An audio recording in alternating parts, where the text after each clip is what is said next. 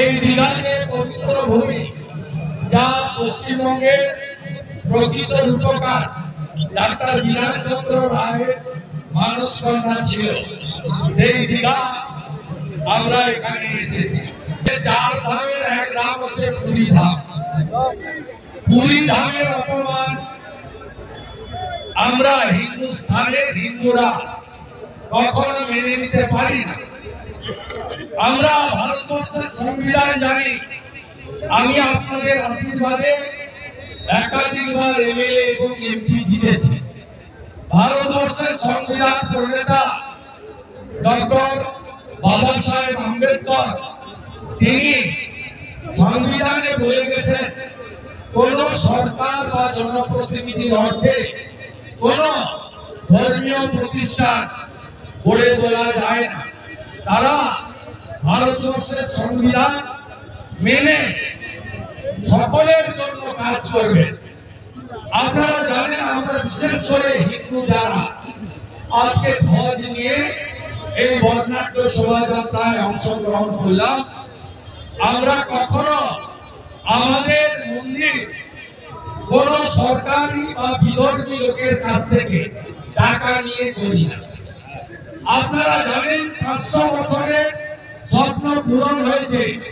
অযোধ্যায় শ্রীরাম জন্মভূমিতে আমাদের মন্দির নির্মিত হয়েছে। ভগবান রামচন্দ্রের জন্মস্থান গর্ভগৃহে ঠাকুরের প্রাণ প্রতিষ্ঠা হয়েছে। সেখানে মন্দির নির্মাণের জন্য বিশ্ব হিন্দু পরিষদ গোটা পৃথিবীর হিন্দুদের কাছ থেকে নিধি সংগ্রহ করেছে।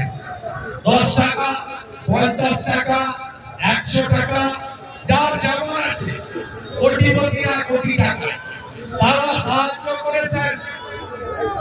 1 টাকাও ভারত সরকার উত্তরপ্রদেশ সরকারের নেওয়া হয়নি। মন্দির নির্মাণে ব্যয় হয়েছে 2200 কোটি টাকা, আর হিন্দুরা নিধি দিয়েছেন 3500 কোটি টাকা। 3500 কোটি টাকা। তাই মমতা বন্দ্যোপাধ্যায় সরকার চালাচ্ছেন।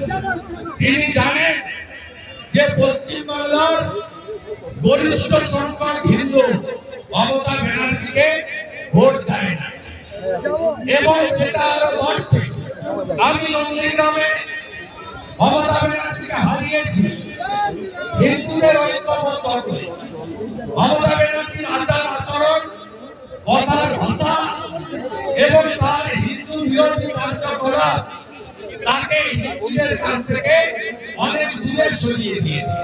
তাই তিনি নির্বাচনের আগে এখানে একটি জায়গায় একটি মন্দিরের পুরী ধামের অনুকরণে একটা কিছু করার কথা সিদ্ধান্ত নিলেন। আপনারা জানেন, আমাদের এতে আপত্তি নেই। হিটকোকে দিলেন কাজ করতে। হিটকোর যে টেন্ডার, সেই টেন্ডারে লেখা আছে শ্রী জগন্নাথ ধাম কালচারাল সেন্টার। টেন্ডারে লেখা আছে, ওয়ার্ক অর্ডারে লেখা আছে।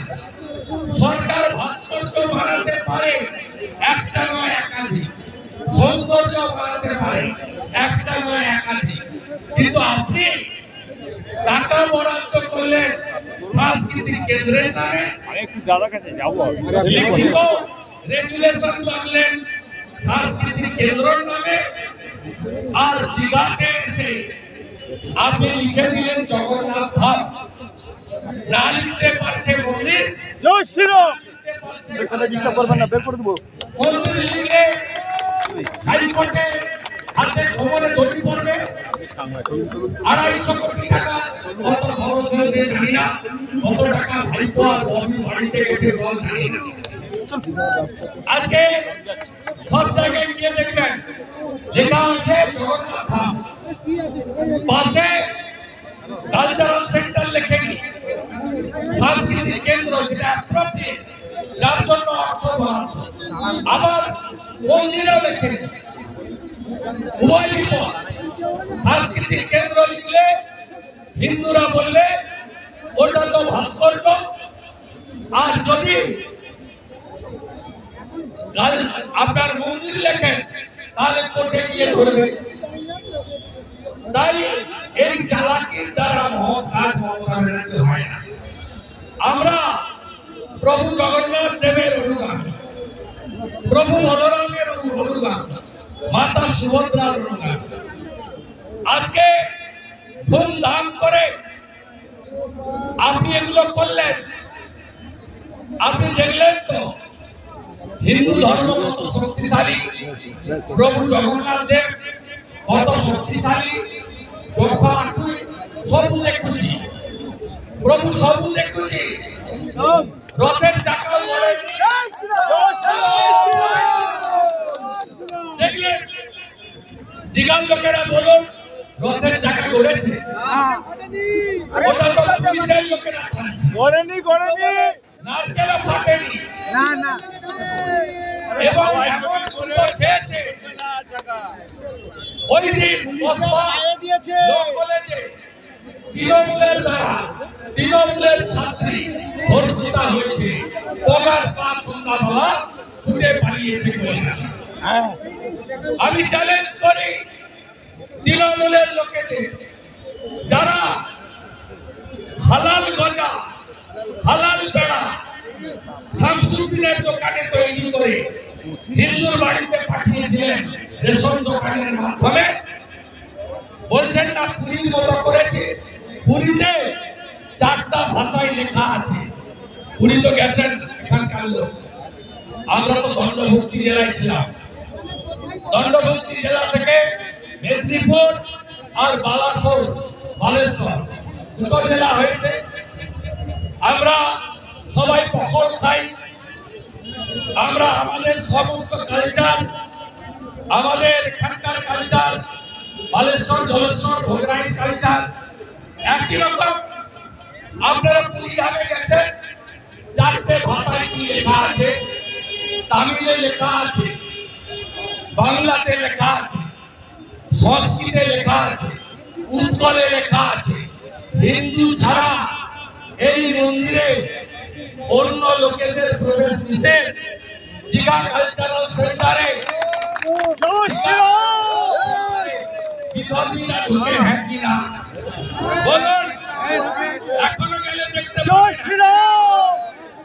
তাই হিন্দু ধর্মের অপমানের জন্য আজকে সোমনাথ রায়, অরূপ দাস, শান্তনু প্রামাণিকদের নেতৃত্বে আমরা এখানে প্রায় 300 মহারাজ সাধু সন্ত, একটু হাত তুলুন মহারাজরা, হর হর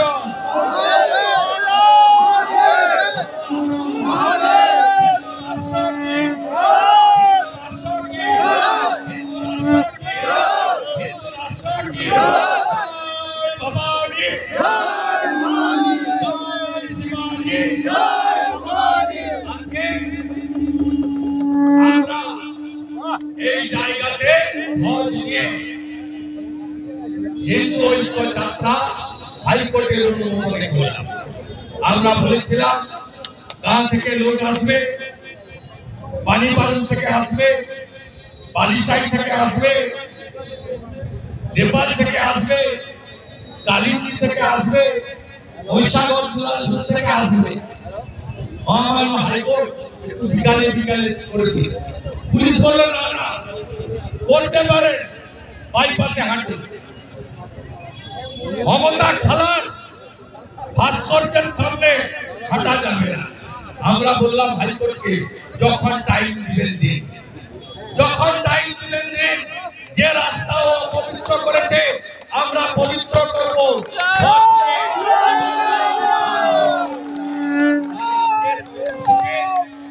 সফল হয়েছে সেসব করতে দেন। 8 মাস তো আছে, 8 মাস আছে। এপ্রিল মাসের পরে থাকবে না। শুধু ইলেকশনকে বলবো বিহারের মতো ভোটার তালিকা থেকে বাংলাদেশি মুসলমান আর রোহিঙ্গাদের বাদ দিয়ে হিন্দুরা ভালো আছেন নাকি? একদিকে তো সুশান্ত চোর, ডাকাত অশোক চন্দ্র,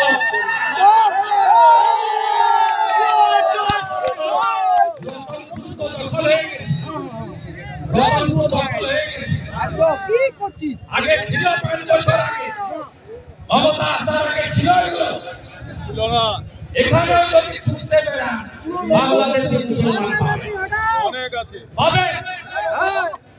আগে ইলেকশন কমিশন ভোটার তালিকা থেকে বাদ দিন, তারপরে আমরা আসার পরে যোগীজির কাছ থেকে কিছু বুলডোজার ভাড়া আনবো,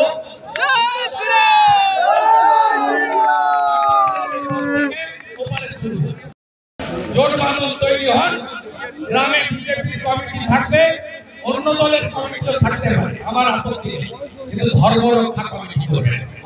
মমতার হাতে কোনো হিন্দু সুরক্ষিত নয়।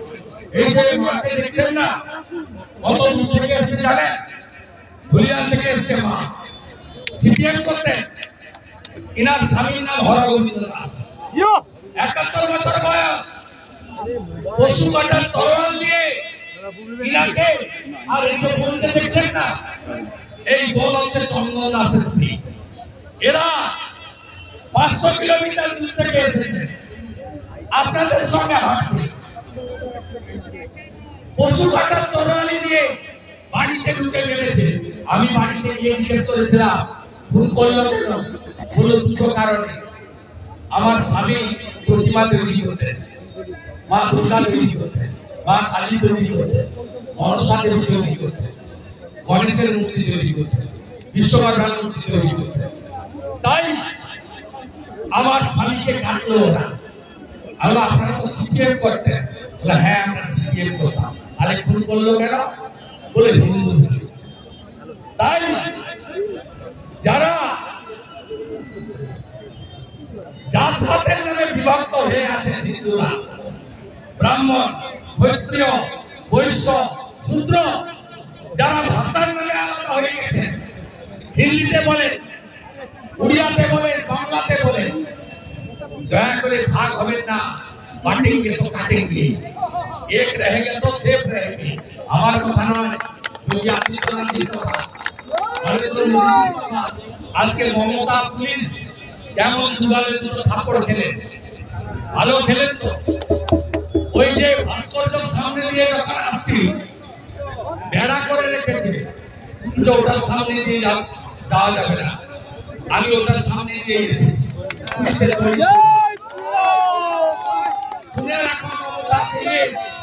এপ্রিল মাসের পরে যারা হিন্দু ধর্মের অপমান করেছেন,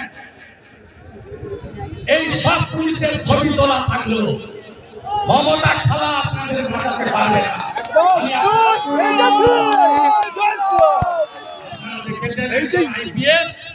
হাওড়া কমিশনারে প্রবীণ ত্রিপাঠী জুতো পরে রশ্মির উপরে পা দিয়ে দেখেছেন,